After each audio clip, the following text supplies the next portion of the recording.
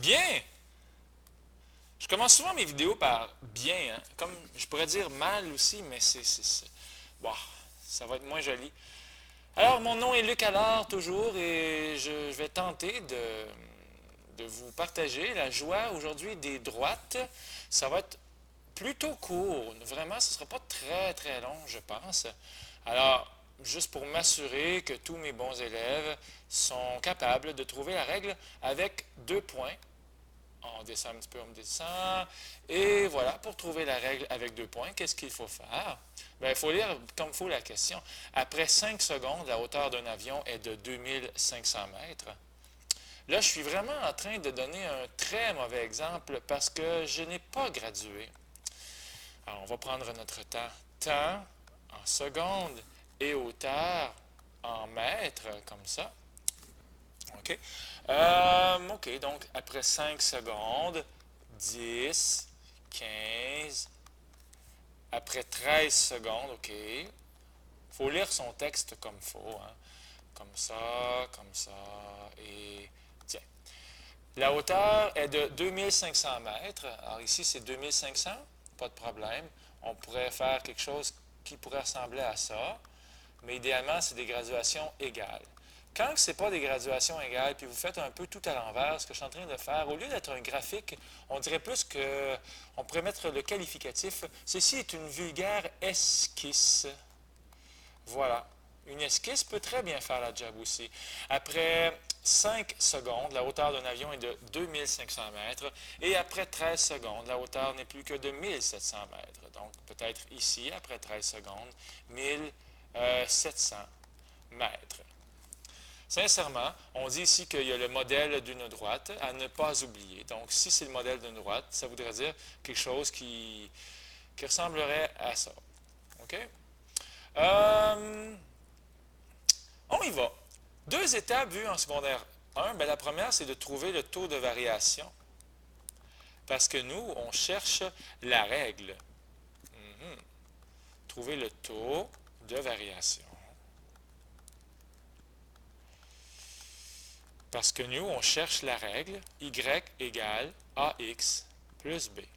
C'est ça qu'on cherche. C'est même tellement ça qu'on cherche que je vais mettre en jaune. C'est notre but ultime. Présentement, il n'y a rien qui va faire notre bonheur plus que de trouver le taux de variation. Écrivez-le. A égale. Vous êtes en train de dire à votre professeur que vous vous engagez sur votre honneur à trouver le taux de variation y2 moins y1 sur x2 moins x1. Ben, à condition de baptiser comme il faut, hein? Baptiser, je te baptise x1, y1 et je te baptise x2, y2. Alors, on y va. Y2 moins Y1, ça fait 1700 moins 2700, moins 2500. On va finir par le dire. Égal sur 13 moins 5. Comme ça. Et ça fait donc moins 800 sur 8. Ce qui va donner moins 100.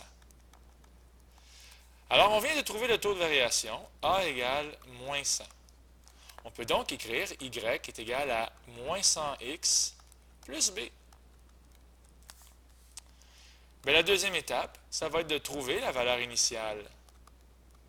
Trouver le b, la lettre b, qui est la valeur initiale, ou l'ordonnée à l'origine. En remplaçant. En remplaçant. J'espère que vous n'êtes pas surpris d'avoir un taux de variation négatif puisque la droite descend. On va remplacer par le point qu'on aime le plus. Par exemple, je pourrais très bien être fou amoureux de ce point-là ici, 13 et 1700.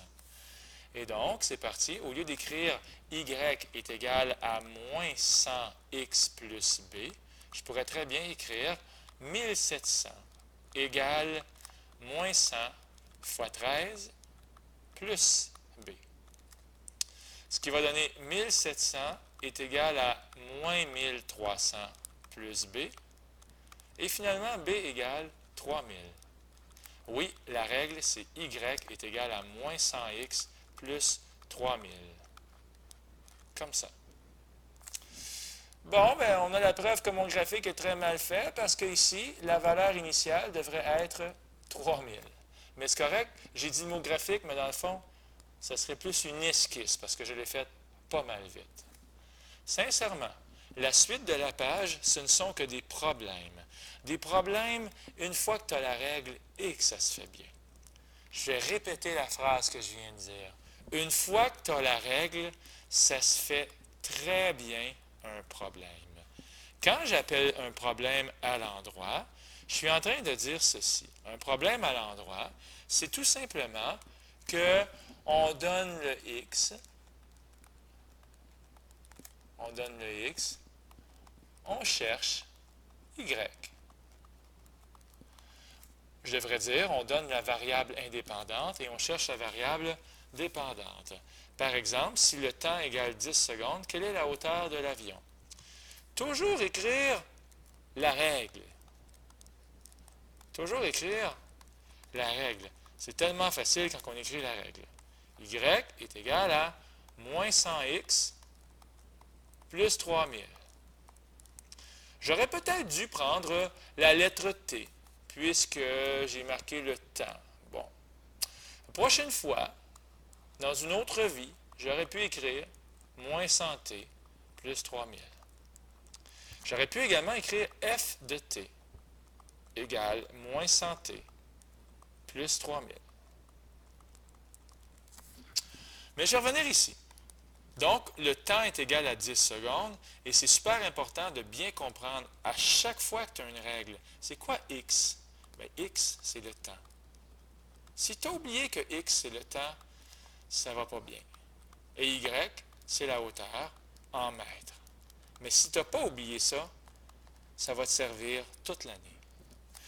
On remplace donc le x par 10. Ça fait moins 100 fois 10 plus 3000. Ça va donner 2000. La hauteur va être de 2000 mètres. Quelle est la hauteur initiale? À chaque fois que vous allez lire le mot initial, ça veut dire de remplacer le x par 0. C'est au début de l'histoire. Et dans ce cas-là, ça va donner 3000 mètres. C'est la valeur initiale. Un problème à l'envers, c'est le contraire.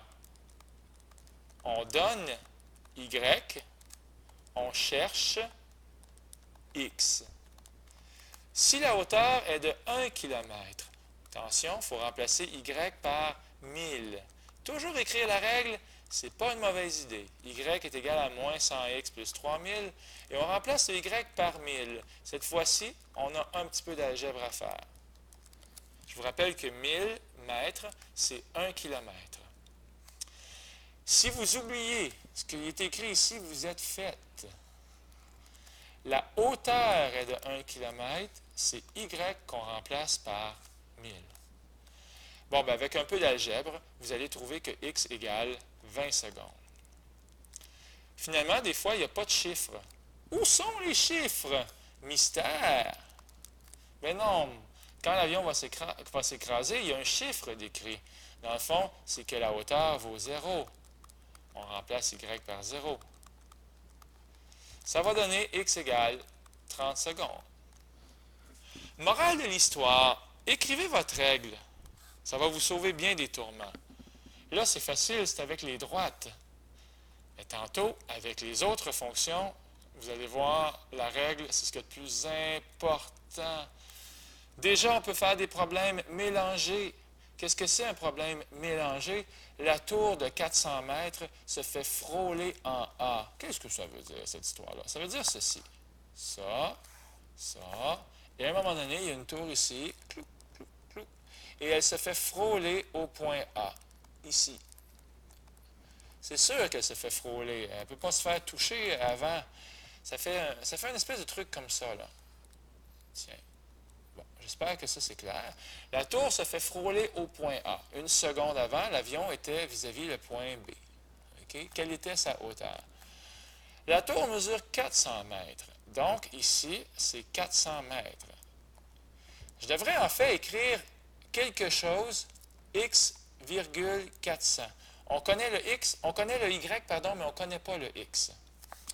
Je pense que je vais le mettre encore plus propre que ça. Alors, x, 400. Prise 2. Prise 2, prise 2. Ça, c'est la tour. Comme ça et comme ça.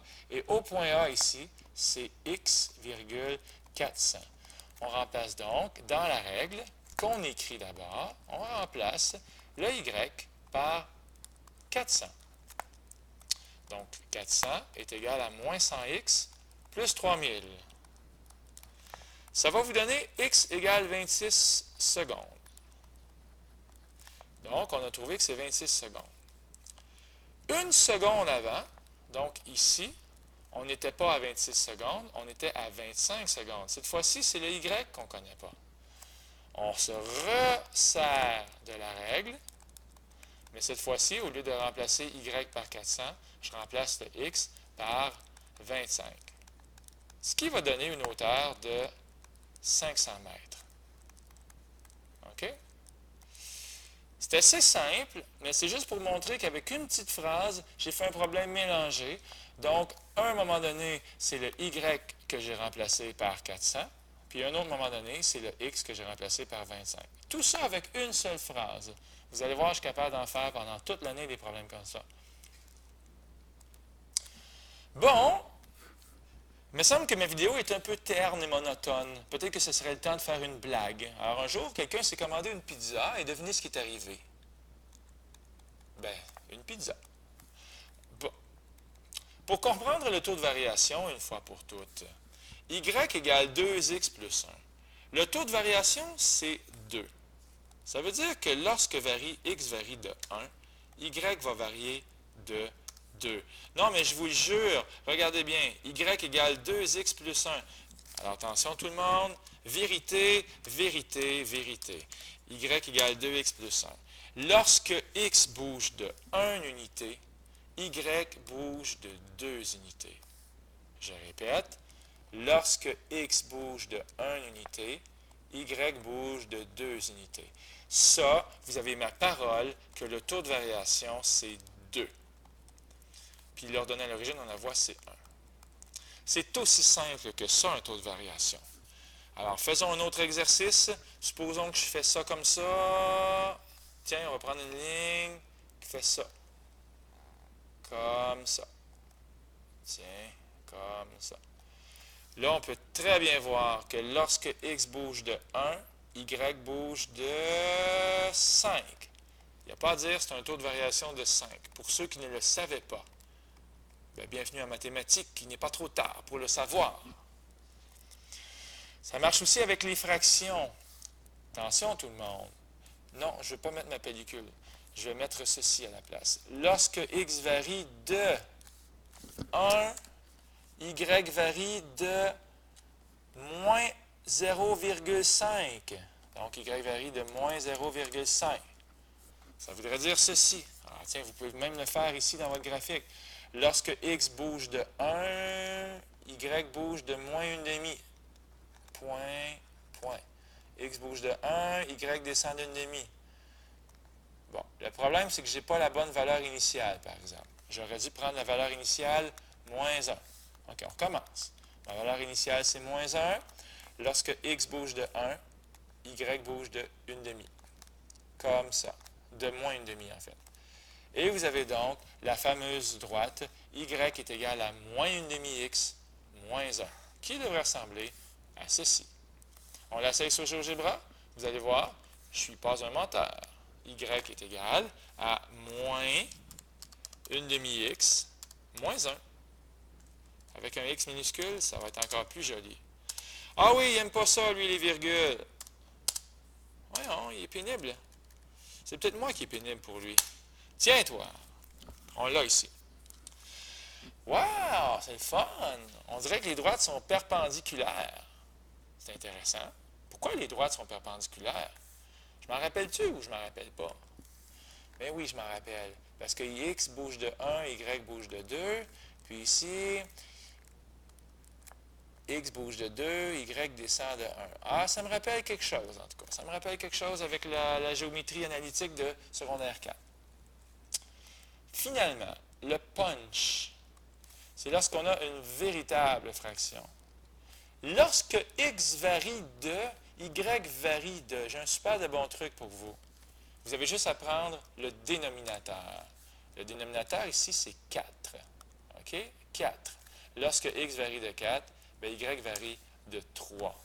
En tout temps et toujours et à jamais, lorsque vous allez avoir un taux de variation, je vais finir par l'avoir, un taux de variation en fraction, le dénominateur, c'est x. Lorsque x bouge de 4, 1, 2, 3, 4, bien, y va bouger du numérateur 3. Voici. De l'autre sens, 4, 3. Je suis en train de vous donner des trucs importants. Absolument.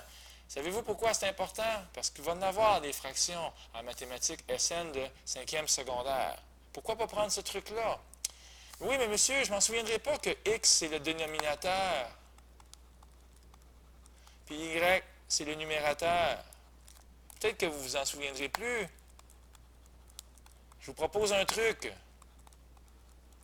Quand vous faites un taux de variation, c'est bien y2 moins y1 sur x2 moins x1. Bien, il est où le numérateur? Il est ici, c'est les y. Et le dénominateur, c'est les x. Donc, n'importe quoi avec des fractions, lorsque x bouge de 4, y bouge de 3. C'était ma petite leçon aujourd'hui pour le cours de droite. Ça ne sera pas le plus dur. Le prochain pour les paraboles, on va se revoir. Voilà.